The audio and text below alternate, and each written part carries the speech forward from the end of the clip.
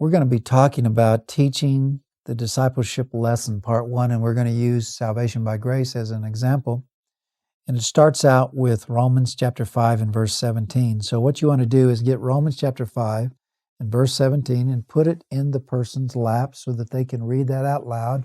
Or if you're in a group, you can read it out loud, or you can have the people in the audience read it out loud.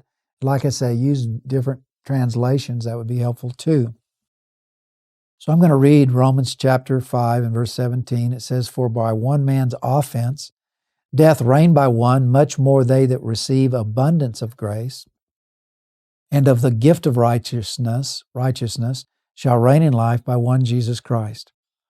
And then you ask the question, after they read it out loud, what kind of righteousness is God offering according to this verse? What kind of righteousness is God offering here according to this verse?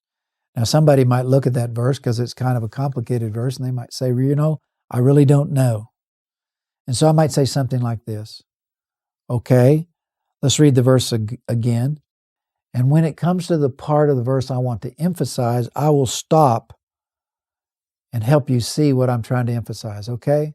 So then I have the person read, For if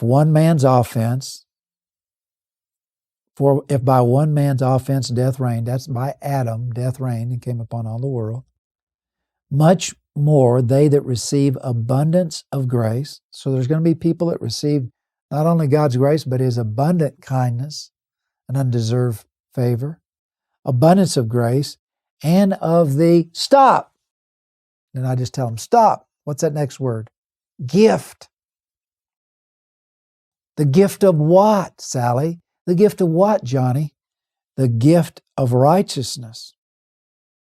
Did you realize that God is offering you righteousness, Sally, as a gift?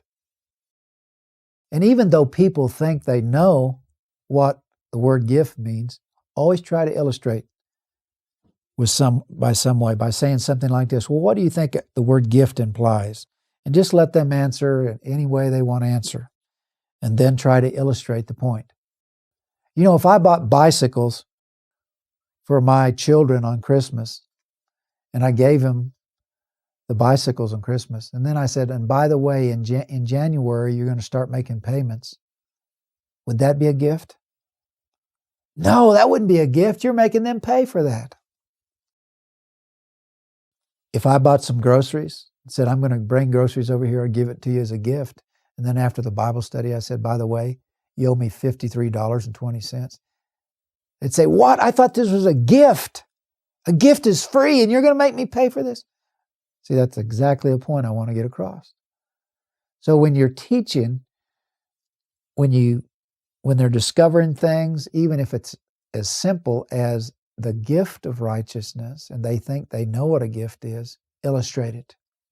Illustrate it through an illustration. The bicycles, illustrate it through an illustration. The groceries. You see, a gift also costs something to the person that purchased the gift, but to you it's being given freely. You know what? It cost God the death of His very own Son, but it's offered freely to you. So I hope some of these points in teaching the lesson part 1, you'll see how to get them to read the scripture out loud, how to ask a question, and even if they get the question wrong, that you can stop them at a particular point in the verse to emphasize a point. Then illustrate with illustrations the things that you're trying to say, and it'll be much more helpful in your teaching. God bless you.